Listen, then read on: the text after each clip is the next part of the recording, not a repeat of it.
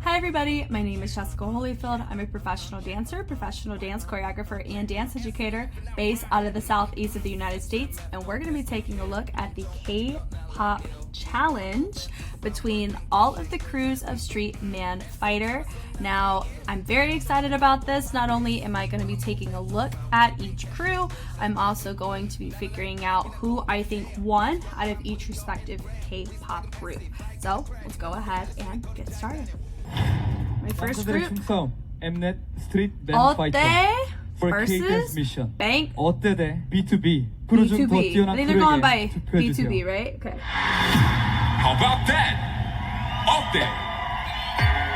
Eo-Ddae, how about that? Oh, that's a fun. I like the wordplay. Here we go.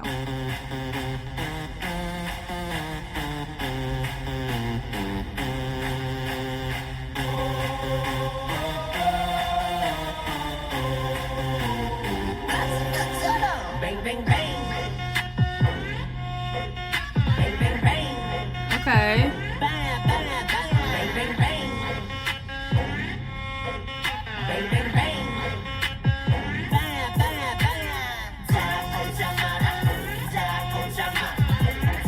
I'm gonna be honest, I don't like the fact they did the side by side like that. I wish they just did that great bar like what we saw in season 2 of Street Man Fighter. But maybe they made the change because of that. Because that can be very distracting. Hey! Hey! Okay.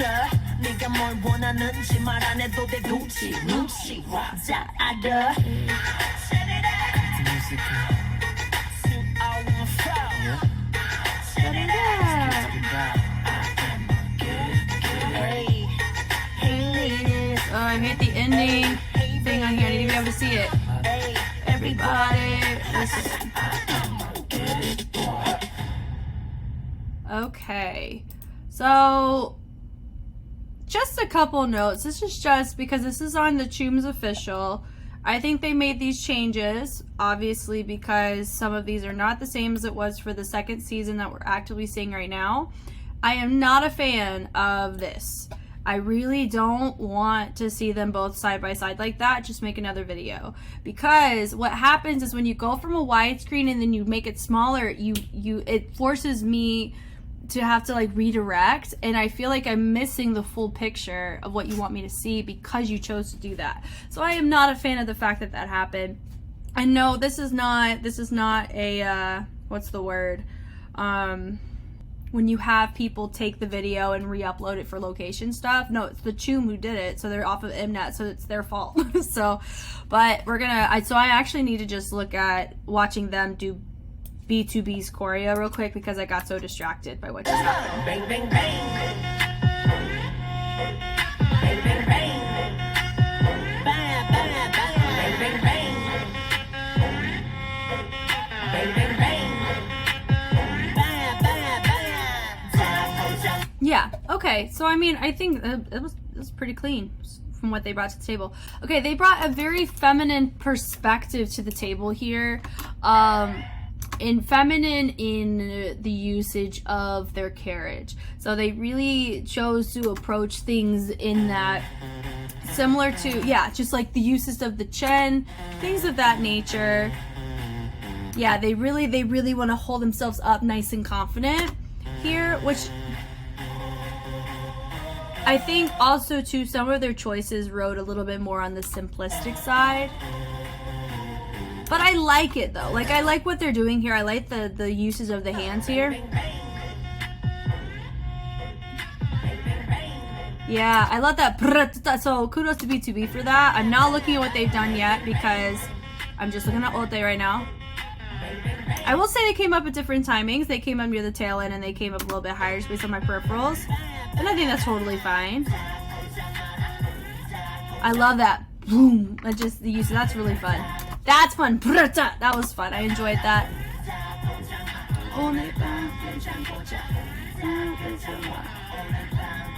Yeah, so I'd say they're very clean, and I said that about their crew preview. I really like their crew preview. And I know this is theirs.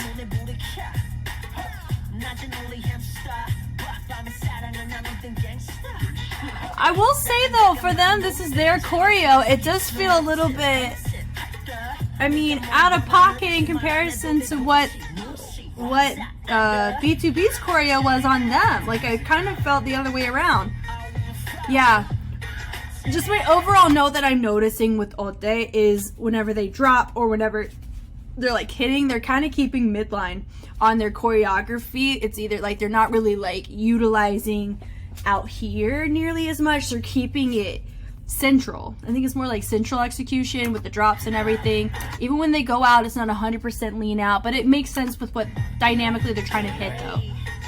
You know, I hate the fact they made their end screens this long. I mean, if you look, it's like a solid 10 seconds, and I really wish they dropped it down to 5 or 3 seconds. Yeah, but you can't always win. Yeah, so hold on. Let me just go back here. That's another thing that'll just distract you so fast. Hey. I love this ending though. Boom. Hey ladies. Like, that's really fun. Yeah. Yeah. Yeah, so the ending, I mean, I would say the ending was probably my favorite part of the whole thing. I really like the choice of the formations, the transitions, all of that. I really enjoyed that aspect a lot more. Honestly, the only things that I didn't like had to do with the tune and how they recorded it. So that's just my cup of tea there. We're gonna go ahead. Let's take a look at B2B's take on this. Now I know what to expect. Mnet 스트릿 앤 파이터 글로벌 K-댄스 미션 eo-Ddae 대 B2B 크루 중 더 뛰어난 크루에게 투표해 주세요. Born to be hip. B2B. B2B. B2B. Born to be hip.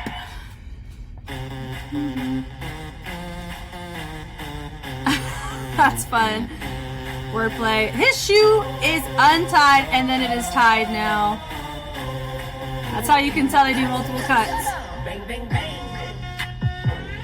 So this is their choreo.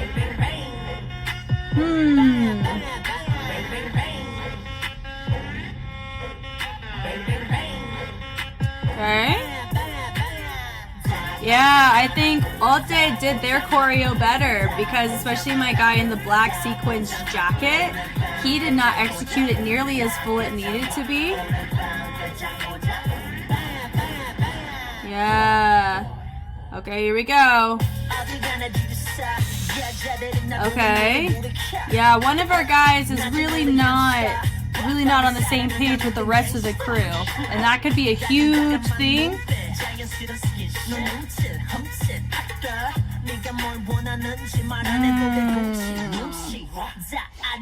Cleanliness is a really big thing here when you do a K-dance challenge. I think I've said that every time I've watched the K-dance challenge. That was freaking pistol squats they're about to do. That was really cool. They also ended in a clumpish a little bit more. Yeah.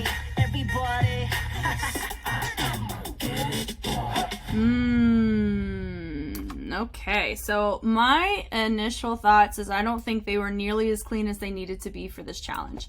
But choreographically, I think their choreography was definitely better than what my expectations were based on the bounce, the rock, and the groove. And this is, I already talked about this. I knew this was going to be a struggle for them to do choreography outside of the genre of what they're comfortable in. I knew that was going to be a thing. It wasn't as bad as I was like, it wasn't nearly as, not bad, but it wasn't nearly as like, I can't find the right words today. It's not quite that level of, you know, like lackluster, lukewarm. I think it's more of my verbiage. I really like this shot, but take a look here. This is how you can tell it wasn't a one take. Boom. His shoelaces untied. Ready? And then look. The power of editing. Look how pretty and tied that is now. But I really like the usage of the gun. It's really fun. They had such a strong start, I will say. Really strong start. But even in little things like that, not everybody's in the same range. And remember, we do have to compare them to the execution of what Eo-Ddae brought to the table. Eo-Ddae was very clean. I think that's going to be one of the biggest things that works in their favor for the show. And I'm hopeful that they make it far. I don't know how the fan bases are here either. I know that probably Just Jerk has a big fan base, 1Mil is a big fan base, and probably YGX is a big fan base. I don't know about everybody else. Ambitious, probably because if the show Ambitious came out before this show did, then maybe they have some backing of their individuals. But I don't know like the impact like fan bases of these are. So I'm just gonna go objective based on like my own opinion of my own feedback of who I would choose for these. But they're not nearly as clean, but I really like the I like that, like the build up was really cool. Now looking with Eo-Ddae, I've already seen them, so I'm not looking at them, I'm looking at B2B. This guy right here, he in both sections, in their B2B section and especially in the Eo-Ddae section, he is really not on the same page with everybody. Everybody else is really, like even there in the, like you could tell with Eo-Ddae, they were very clear where they wanted those hits to go. And it's not even their choreo. But with B2B, they're not as clear as they need to be there. And it just feels very, very placed, right? It just feels like we're just kind of doing the motions. It doesn't feel intentional. But with Eo-Ddae, I felt like they put some sense of intentionality behind it and it meshed well with the rest of their content. Here, this just really feels, you know, it just feels marked. At least in that upper half it does. And a little bit simple on writing the rhythms, but also with the song Bang Bang Bang, when you want your key point of a course, you don't want it to be overkill either sometimes. But also here, that right there, that's paying tribute to the actual Bang Bang Bang choreo. I don't know how I feel. I feel like it's totally okay to take influence off of the grooves or the pockets of what comes or what you're inspired by. But I think that's treading a very thin line of biting from the choreographer, which was Paris, by the way, for that song. I like the usage of the gun, it's fun, but I feel like that's not carrying this as much as it should. Yeah, but they are making more complex choices, which is great. I'm really happy that they are. Yeah, so and I love their groove in their pocket. It's really fun. But I'm gonna say it's just all it takes is one person. He is really not fully executing the length of a lot of these grooves that they need to have if they're gonna have their choreography in unison. Everyone's gotta be unison.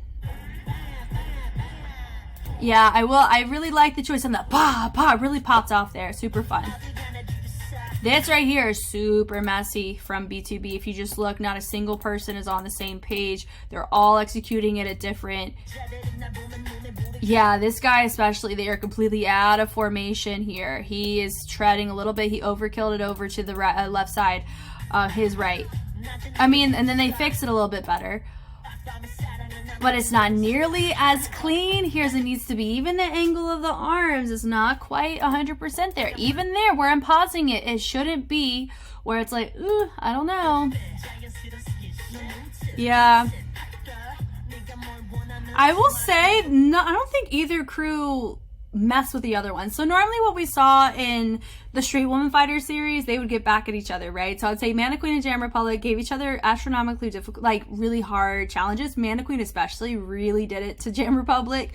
But then in the first season, you have Yeti from YGX did a whole breaking section that Want had to replicate, right? Was it Want or Way B? I'm trying to remember. Anyway, but it was one of those two groups. But the point though is, yeah, they really did them dirty. But here it was pretty even. You know what I mean? So I felt like both had a fair shot of replicating each other's, but Eo-Ddae blew B2B out of the water in cleanliness. And I think that, with a K-pop dance challenge, makes a world of a difference. It really does. Regardless of how creative you are. Even with the jumps and things, they're not on the same page on how they're executing their unison sections. You know, I'd say this is better. The pistol squat was freaking dope. Super cool. I love how they got up. That was great too. Yeah, so how they finished, it's fun. Like, I like some of their choreo choices. It is fun. But even with the Harlem Shake, it just kind of felt like they're just kind of doing it. And I was noticing that with their choreography. Like, it has this groove for hanging out or vibing out. They're integrating it in the wrong way here. It just looks like they don't care. right? And they're, even though I know that they care. And look, even something as simple as a salute with a slow tension break off. Look at what this guy's doing back here. His is still not even down, and it's still chilling at the 90-degree angle. And if you look, just this one little thing makes difference. Look, that makes a big difference in your cleanliness. And you really got to remember, it's a challenge in comparison between two people, and part of the criteria is mimicking, or who can best replicate the other crew's choreography, as well as who brings something the most captivating. Now, if I were to place my vote between these two, my vote would have to go to Eo-Ddae. I really believe that they were significantly stronger on the cleanliness side, their formations, their dynamics. Now, do I think that their pocket was a little bit too on the feminine side for the tracks that they were given? Possibly, but I don't think it was huge overshadow. I think it would have just been a preference thing for people. I think a lot of people would have preferred B2B's kind of swag on the song, you know, but also G-Dragon has also demonstrated more of like a feminine posture on some stuff, and there's nothing wrong with that, you know what I mean? So I feel like the Eo-Ddae, like, I think was diving more so into the G-Dragon swag of things, more so, but B2B looked like themselves trying to do the K-pop challenge, and I don't think it worked as well as it needed to, and I really think that Eo-Ddae should have taken the win. But I don't know who won this either. So that would be my vote. My vote would be Eo-Ddae for the reasons I had already stated. Thank you guys so much for watching. I hope this was helpful in some way. I've really been enjoying this series, and I really think it's super fun that we have the opportunity to just watch these crews go at it in different ways and see these lineups of these different crews and what they specialize in, just kind of seeing how they vibe together. So I think it's really cool. And yeah, I will catch you on the flip side. Bye.